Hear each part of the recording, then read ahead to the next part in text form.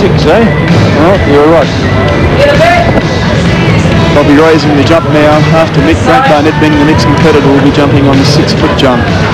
So they'll be raising it up to the maximum height. Just another shot here of Mick. You can see there he's just getting on the corner of the jump there. Quite late. Good speed. Fresh Grant Barnett with camera cam. With helmet cam. He's Grant qualified with a 51.4 metre jump, so he's here putting hard into the right hand side there, getting as wide as he possibly can. See how late he leaves his cut. Not a bad opening cut. Crush a little bit forward there. That's a great shot. Gives you some idea of the speed they're carrying into the jump.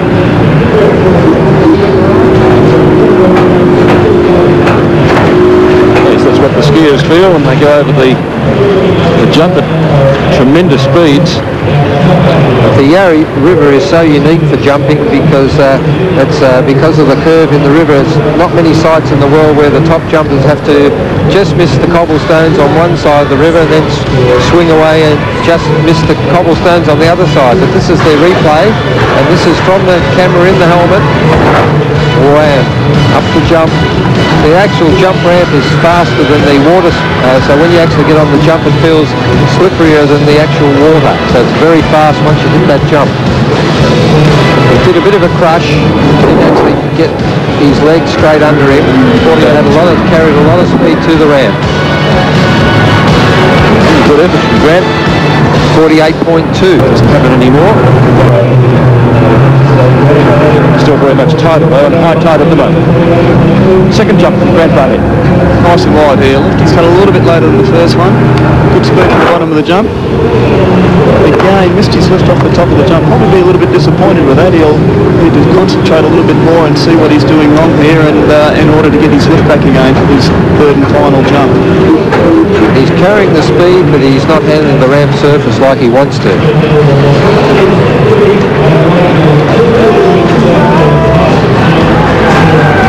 You can see here he's swinging out to the right hand side as wide as he can. You see here from the helmet cam there.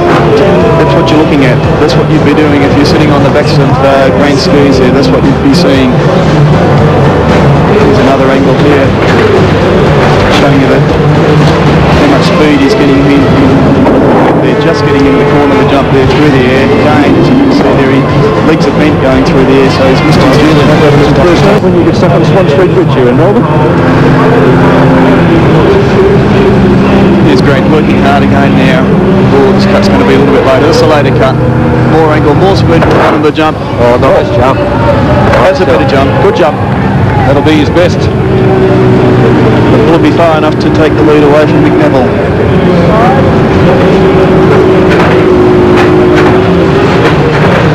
He carried a lot more speed into the bottom of the ramp that time.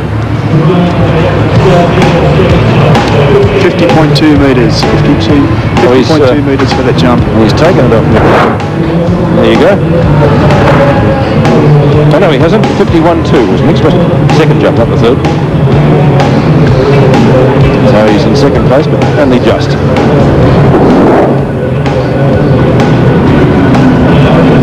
Nice execution, but he hasn't got the car keys to the Nissan Pulsar.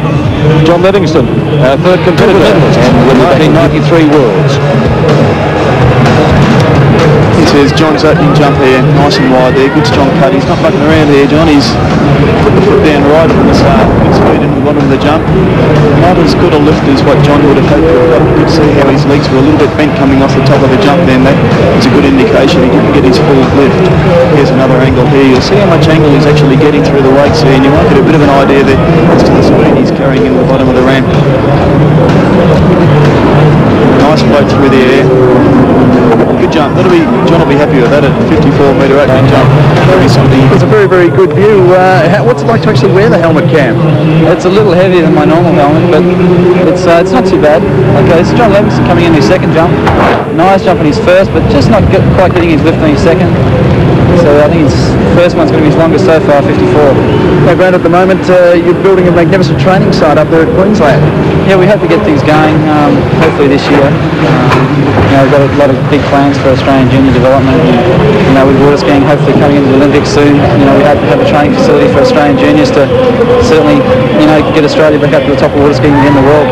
Thanks very much, Grant. We wish you well, and we look forward to seeing many good jumps with you and helmet cam. Thanks, Mark. John's really hitting the bottom of that ramp very fast. He's just not handling the 97 k's an hour at the bottom of the ramp, so he's really building the speed up. He's just not getting the kick off the top, and that's what he'll be concentrating on, his last chance to get in the money. So he'll be really pushing on this one. This is the third camera angle. This is from 101 Collins Street, this camera. Great shot, overhead shot. And you can see he actually spread on the ramp surface, the skis spread going up the jump, and that takes a lot of distance off. So his best jumps so far is his first jump with a 4-point pass with an aluminium honeycomb core, similar to the way the wings on an aeroplane are made. Here's John here putting him to good use here. He'll be working hard. He'll know the 54 metres is not good enough to get him the Nissan. Here he is here. He's leaving his cut later on the pyramid tower. Hard cut there, a lot more speed at the bottom of the jump and better lift. And that's a good possibly his best jump. Yes. Right down near the TAB buoy. That's his best jump, I feel sure. 54-1 so far, 52-1 his second. As we watch that in replay. Get an idea how wide John is here on the bank, on the edge of the Yarra River here.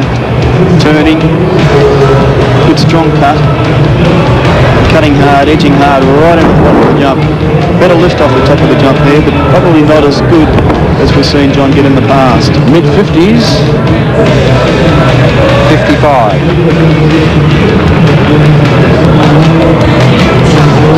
So he's our leader at the moment. It's 55 metres, John Livingston. That means he's got the keys to the Nissan in his pocket, but we wonder for how much longer, because we've got some terrific competitors to come. The last one being Jimmy Clooney, the spectacular Canadian. We'll be back on the Yarra in just a moment. And the youngster, and he comes from Geelong, his first jump. Oh, a nice opening jump for David. He'll be happy with that. Excellent jump. Qualified with a 53.2 metre jump. That was his best jump from the elimination round, and I think David will be very happy with that for an opening jump. He looked pretty relaxed there and did that nicely. David's improved so much over the past 2 seasons. To be in the finals at the Moomba Masters is a big thrill for David, and I know he's going to put in a good performance here. And he's opened with a great performance. Been training with Bruce Neville, and look out, Bruce. 55.3, taking the lead on his first jump. Great jumping from David Cordes. And still, for this young man, 2 jumps to go. Yes, he's certainly come a long way, David. I think he's probably improved about 6 metres since last season. So David Cordes with 2 jumps to go, already in the lead for the Nissan Pulsar motorcar. At 20 years of age, the young Victorian has a bright future ahead.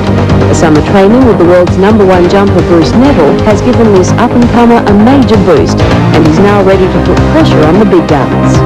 You know, all these guys that I ski against now, like they skied at Moomba when I was 12 years old, and they'd be sitting on the shore watching these guys ski, and right now I'm up there and starting to get competitive with them, so it's great. And their best jump this afternoon in the opening jumps. So what can he do in the second and third? Let's go back to Mark on the block. Thanks very much, Pete. John Livingston back with me. John, your first time back out here since winning the silver medal at the World Titles. Pleasant experience? I wasn't really pleased with the way I jumped. Had some speed, a little bit of lift, but conditions are really good out there, and it's going to take 200 plus to win this weekend. We might get you to talk us through this jump from your fellow Victorian David Cordes. Dave's been training pretty hard. He had a nice opener. Looked as though he missed his lift a little bit on that one, but I'm not quite sure how much speed he was carrying, but that'd be around the same hole, I think. Now, John, if we were to send you back out, what would you change on your next jump? I'd just bring it down a smidgen on the counter cut, so it could turn from a little bit wider just to keep that right ski in front of me and get some more lift. You know, I had the speed but just missed out on the lift. So, you know, you need both. John, looking ahead to the big field that's out there, who would be the man you'd pick as winner? Oh, it's hard to say. Everyone's getting pumped up. You know, Scott Ellis has to be one of the favourites. You know, tour record holder and everything. And then Bruce Neville. You know, he's like at home out there, and Jim Clooney's won it, and you know David Cordes has still got one to go. So it's just hard to say. We wish you luck for the year ahead, John. Okay, thanks, mate. Put on your mark, David Cordes, 55.3, his first jump, and his second, we don't have it yet. I thought that was better, that one. 52.1. Oh, very hard to tell. 52.1, which was exactly the same distance that John Livingston jumped for his second jump, 52.1. I don't think David had quite the same speed that he had on the first jump on that jump. Didn't leave his cut quite as late, didn't generate quite as much speed on that particular jump. Well, you really do have to get it all together, Glenn, don't you? Speed, lift, everything must come together at the same time. Such a fine line, Peter. It is such a fine line to be able to sort of judge your cut and leave it at the correct position and maintain maximum lift off the top of the jump. But really, it's difficult to get it all together, and that's what separates the first from the 8th position, I suppose.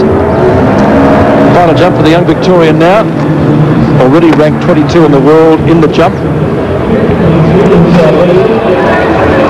David will be looking at improving on that first jump. I'm sure he'll be looking at 56 or 57 metres. He probably feels that it's within him, so we'll just have to wait and see. He's nice and wide on the tower. He's left it pretty late, really late sort of a cut. Good speed at the bottom. Oh no, he's missed his lift. Missed his lift. So he'll have to settle for his first jump, which was 55.3. A little bit disappointing in the end there. Just tried to do too much and paid the price. Probably around about the 50-metre mark for his final jump. 48.5, in fact less than 50, 48.5 metres. David Cordes.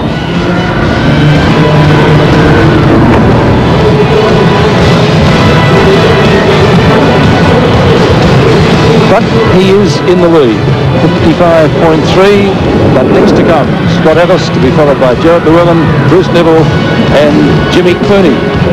Final of the men's jump, the Australian Unity Masters on Melbourne's Yarra River. Scott Ellis is next when we return.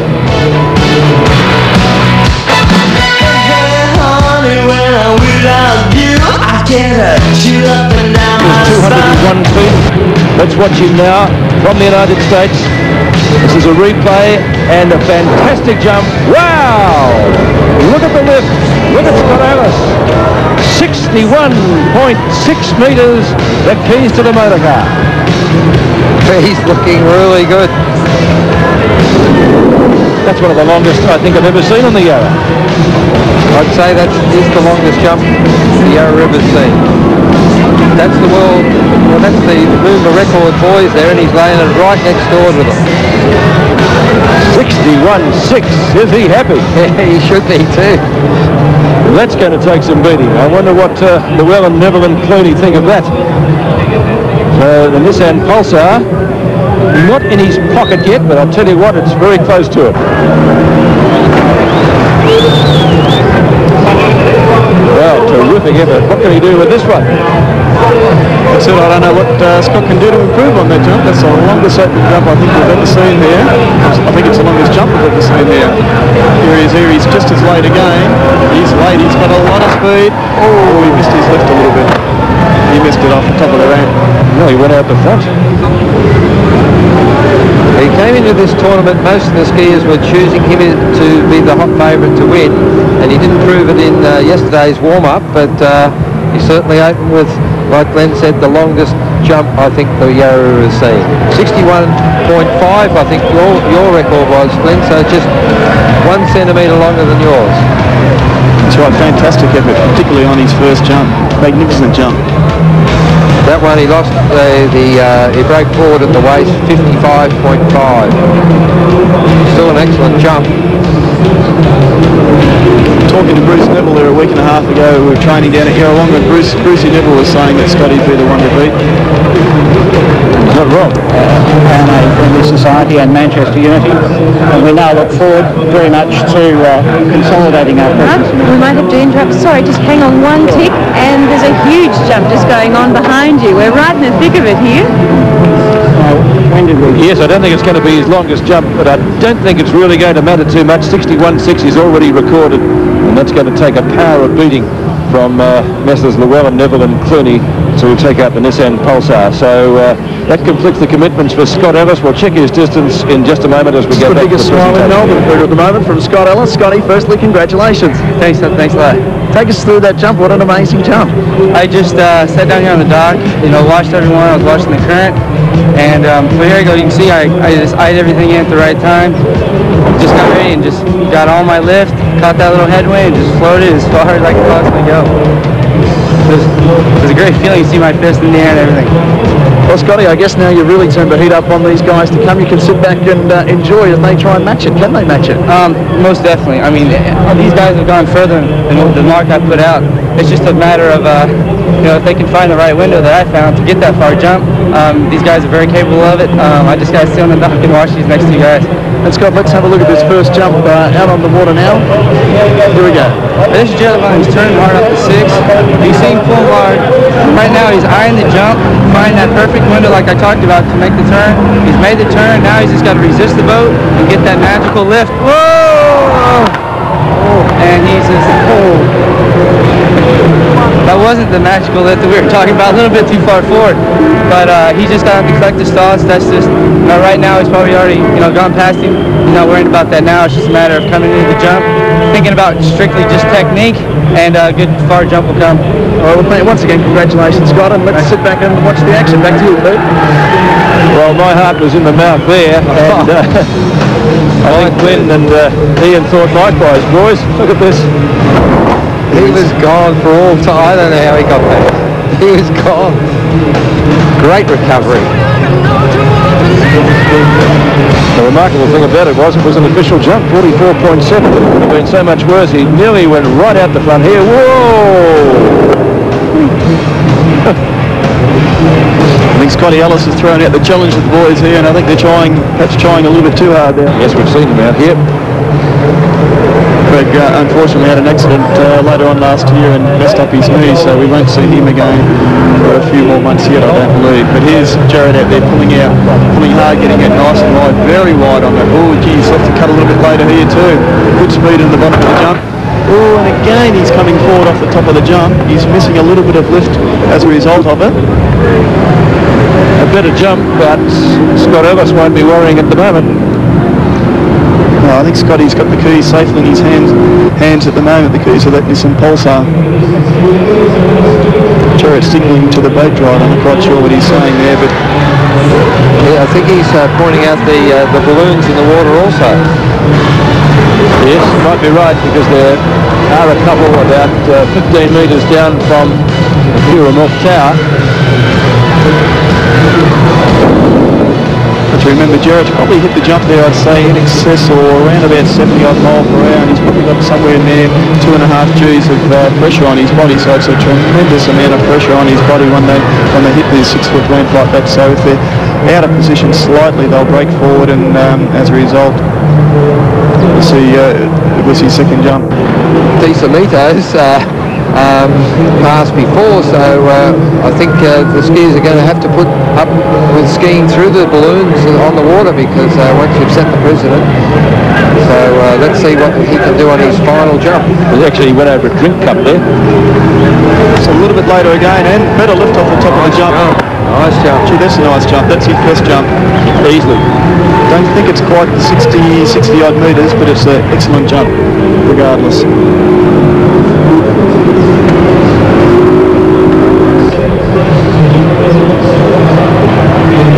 There's the other angle here from the 101 Collins Street here. You see how late he's cutting a lot later on this jump. Good angle, good speed, and it's a jump around about the middle of the jump.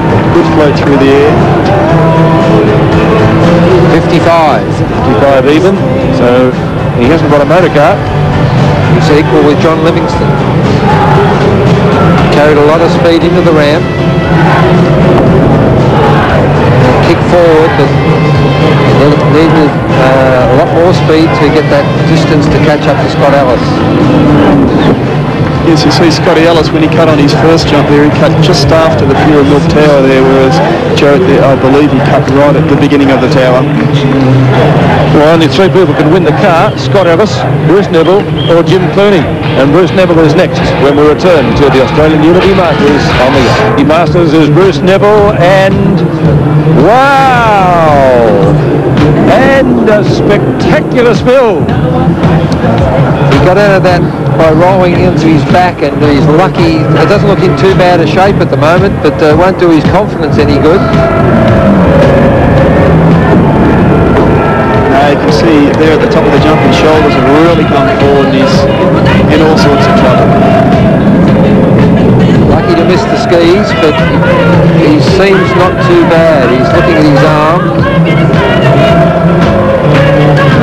And instantly signalled he was quite okay. He's an Ironman. He's in the wrong sport.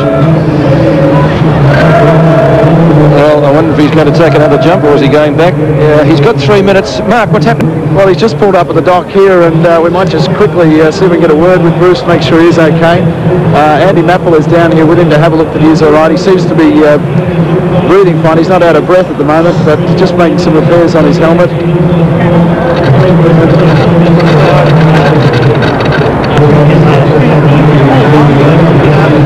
It seems at this stage getting some tips from Andy Mapple on what actually went wrong on that jump, and Bruce is just about to hit back out on the water, so that's good news.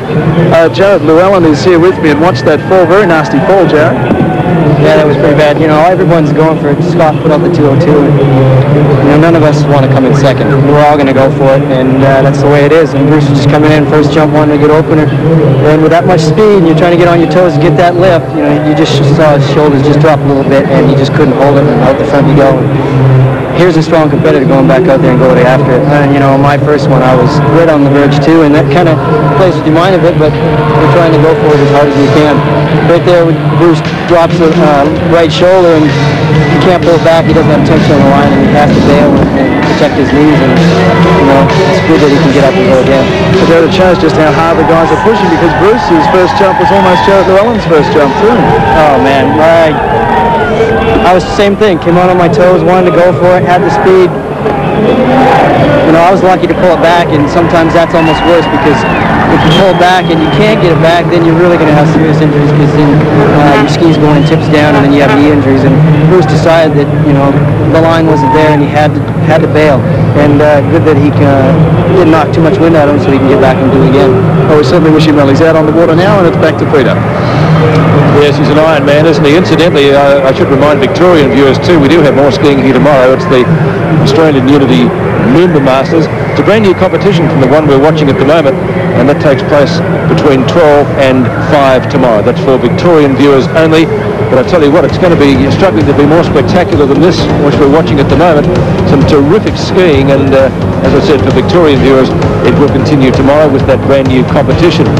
So we're back with Bruce Neville, as I said, a real Ironman, and a fall at his first jump when he went out the front. It's going to try to beat 61.6 metres, which was the jump of Scott Ellis. Well, can he do it? Then you've had a few falls before in your career. What would be going through his mind now? Gee, Peter, it's really hard to come back after a fall like that for Bruce. It was really a nasty fall on his first jump. Although he hasn't hurt himself, he's really, psychologically there, he's really hurt himself. I think he's got to put himself a barrier in front of himself now, and it's going to be really difficult for Bruce to come back. But Bruce is a seasoned competitor. He's been there for a long, long time, and I've seen Bruce pull some amazing things out of the head. So let's just see how he is here. Let's just see if he backs up at all. It certainly doesn't look like it here. He's just as wide, and he's late. He's later on this cut here. Oh, fantastic effort, Bruce. Great jump. Not the 61 metres, but by gee, it's a good confidence builder for him, and it was a late cut too, so. Oh, he had the speed. Definitely had the speed. That's a fantastic effort for Bruce to come back after the fall like that in the first jump. Really spectacular jump. Wife Tony there coaching from the bank.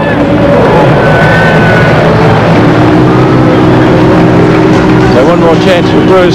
58.3, fantastic. Jump. Second longest jump of the day. That's a great effort after that fall.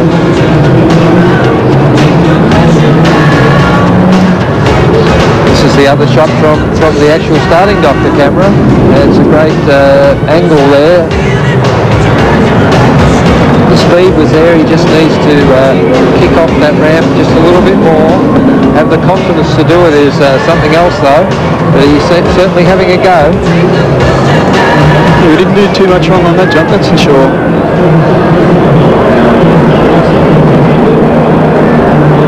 So, one jump to go. And Mark, a bit of an incident there during that jump. What happened? Yeah, exactly, Pete. Actually, Bruce's wife Tony is with me, and Bruce indicated on the way back past that he had something thrown towards him, Tony. Yeah, he said that one of the crowd threw something at his helmet, and that would be pretty off-putting, I would say. But he's still got one more jump, so we'll see what he can do. Well, Tony, you know him better than anyone. How's he going out there? Well, for Bruce to come back after a crash, he's doing well because often he hurts himself. I guess his heart's going pretty fast, but he's been in this position before.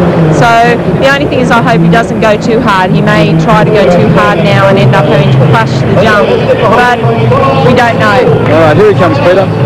So he's got to beat 61.6. He had 58.3, which is the second best jump. Pretty late. Geez, late again, another great cut from Bruce. Good speed. No, gee, I don't quite think so. Fantastic jump. Don't know, it's hard to say. It seemed to hang in the air a little bit more than his previous efforts, so it'll be up there, but I don't think it'll beat 61.6. Fantastic jump. I don't know, it's hard to say. Gee, he had a lot of speed on that jump. That would be the latest cut we've seen today, I think. You'll see here on the pyramid tower, you'll see just past the tower, just turning hard. Tremendous cut and tremendous speed. Good lift. Just waiting for the distance to come up now. It's a good jump. 57.7. Not quite the distance he was looking for. As you can see there on the jump there, you can see his skis actually spreading on the jump there, which caused him to lose a little bit of lift off the top of the jump. So that clears the way for our top qualifier, Jimmy Clooney from Canada, who yesterday jumped 57.9. We'll be back with his first after this. 10 in the world for jumps. It's his only event. Disappointing for him, third at the Worlds, and disappointing start too, boys. Yes, Peter, you can see here Jimmy's cut really late. I think Scotty Ellis has really thrown out the challenge with these guys. Jimmy, I think, cutting a little bit too late on his first jump here, cutting extremely late. Tremendous amount of speed, unable to hang on to it, so having to pass. Of course, I'd only lose him with 2 jumps to go. But Jimmy's capable of it. Jimmy has won the Moomba Masters jump event 2 years ago, I believe. Excellent jumper, has jumped 200 foot before, so he's certainly capable of it. It's just up to Jimmy to see whether he does it or not. Well, he's shooting for the Nissan Pulsar. Scott Ellis has the keys in his wetsuit at the moment. The jump of 61.6, which we believe is the longest jump ever here on the Yarra. Jimmy Clooney, 25 years of age. As I said, disappointing for him, third in the jump at the recent world titles in 1993. So he can do better than that, and he'll be aiming to do better than that this afternoon with 2 jumps to go. Bruce Neville fell at his first jump and came out to record a 58.3, and Jimmy's certainly capable of doing that. He qualified yesterday with a best jump of 57.9 after opening with a 53.7 and then a 57.9. Finishing with a 57.6. So Jimmy Clooney, 2 chances to wrest the keys of the Nissan Pulsar from Scott Ellis. Jimmy Clooney, the top seed going into today's event. Coming out wide, he's nice and wide. Nice and wide, also another good cut. Good speed in the bottom of the jump. Oh, good lift off the top. That's a great jump. Nice jump. Not quite there, but nice jump. Just needs a touch more speed. Jimmy's probably known for his float in the air. He gets tremendous float in the air off the top of the jump. Jimmy, more so than the other skiers, I believe. Here he is here from another camera angle from the boat. 59.2. wrong cut in the bottom. Good speed, tremendous float, good lift off the top of the jump there, Jimmy. Probably lacking a little bit of speed. Needs to bring his cut down a little bit on his third and final jump. Maybe bring it down another metre and a half on the tower there. Increase his speed a little bit, and that'll should give him enough to get the distance he's looking for. Which is another 2.5 metres to take the car off Scott Ellis. That's put him in second place. One jump to go. Well, he's pretty confident. He's looking pretty safe at the moment. Scotty's got the keys of the Nissan Pulsar in his pocket at the moment, but Jimmy Clooney's got one jump to prove himself there. He certainly can do it. It's a matter of getting all those variables together at once. Jimmy's good in this position. Jump on the water as he gets underway on a few rollers. What's he going to do? What's Jimmy going to do on his third jump? Is he cutting hard off the 600-foot void? Putting it nice and wide. He'll be looking to get as wide as he possibly can here, and he is wide too. Bring his cut down a little bit later. He's left it a little bit later. More speed at the bottom. Oh, wow! Spectacular fall. But he's okay. He's okay. Oh, Jimmy. I think he knew he was in trouble. Then after he come through the rakes, you could see him actually sit back on his skis, and was anticipating it. That hurt. He'd be disappointed. That did hurt. He landed on the small of his back, I think. We'll probably see that coming up again shortly. He's okay, it would seem, but oh, gee, you feel for him, don't you? Jimmy's probably fighting about 800 or 900 pound pressure on the rope there. 2.5 G's when he hits the jump, and 70 odd mile an hour. Well, it won't be Jimmy's car. It will belong to Scott Ellis.